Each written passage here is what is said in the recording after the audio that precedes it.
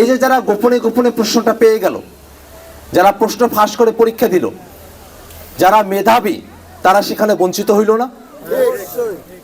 তাহলে যারা প্রশ্ন কিনতে পারলো, টাকা পয়সা খরচ করতে পারলো, এরা এই প্রাইমারির পরীক্ষাটাতে এরা টিচার হয়ে যদি আসে, তাহলে আমাদের ছেলে মেয়েদেরকে তারা শেখাবে কি?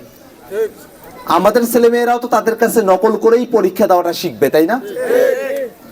তাহলে এইরকম একটা নকলের পরীক্ষা হইলো, একটা ডিভাইসের পরীক্ষা হইলো, এইরকম একটা প্রশ্ন ফাঁসের পরীক্ষা হইলো। এই পরীক্ষাটা হওয়ার পরে অনেকে গ্রেফতার হইল, আটক হইল, সবার কাছে প্রমাণ যে প্রশ্ন ফাঁস হয়ে গেছে, কিন্তু তারপরে ওই পরীক্ষাটাকে এখনো বহাল রাখা হইল। এটা কি কোনোভাবে আমরা যে 24-এর অভ্যুত্থানের সময়টাতে কোটা না মেধা, মেধা মেধা স্লোগান দিয়েছিলাম, এটা কি মেধার পক্ষে হইল না এটা প্রশ্ন ফাঁসের পক্ষে হইল? এই প্রশ্ন ফাঁস বন্ধ করা দরকার আছে না? আমরা এখান থেকে সরকারের কাছে দাবি জানাই যে প্রশ্ন ফাঁসের নিয়োগ পরীক্ষা হয়েছে, যেটার অকাট্য প্রমাণ আছে, ওই পরীক্ষা বহাল রাখা চলবে না।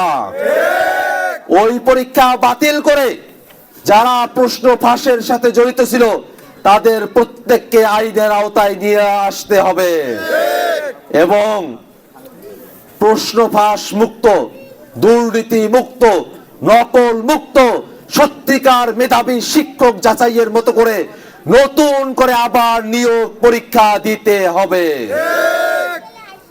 ভাইরা আমার, আমাদের দেশটা এরকম অনিয়মে ভরপুর হয়ে আছে। এই অনিয়মে ভরপুর থাকার কারণে আমরা আমাদের দেশটাকে নিয়ে আগাইতে পারিনি। এই যে আমরা আমাদের দেশটাকে নিয়ে আগাইতে পারলাম না,